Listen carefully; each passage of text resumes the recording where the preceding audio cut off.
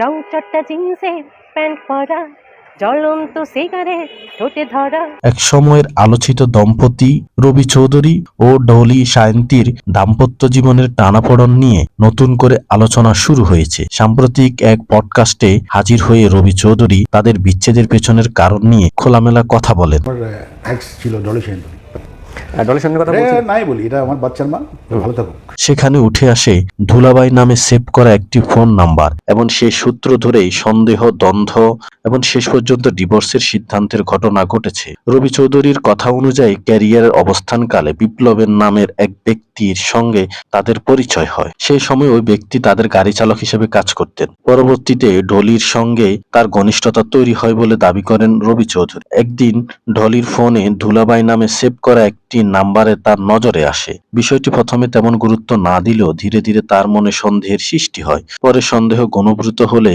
তিনি ঢলির বড় ভাই বাদশা বুলবুলকে বিষয়টি যাচাই করতে বলেন। খোঁজ নিয়ে জানা যায় এই নামে তাদের পরিবারে কোনো দুলাভাই নেই। তখনই বিষয়টি নিয়ে চূড়ান্ত সিদ্ধান্তে পৌঁছান রবি চৌধুরী এবং ঢলিকে ডিভোর্স দেওয়ার সিদ্ধান্ত নেন। পডকাস্টে রবি আরও দাবি করেন, বিষয়টি প্রকাশ্যে চলে আসার পরই ঢলি মিডিয়ার কাছে বিপ্লবকে তার ভাগিনা হিসাবে পরিচয় করিয়ে দিয়ে ঘটনাকে ভিন্ন পথে নেয়ার চেষ্টা করেন। বিচ্ছেদের কয়েক মাস পর ঢলি বিপ্লবের গ্রামের বাড়িতে যান এবং রবি চৌধুরী ঘটনা তখন সংবাদ মাধ্যমে আলোচিত হয়। রবির পরবর্তীতে ঘটনা প্রবাহে তার সন্দেহকে সত্য প্রমাণ করেছে।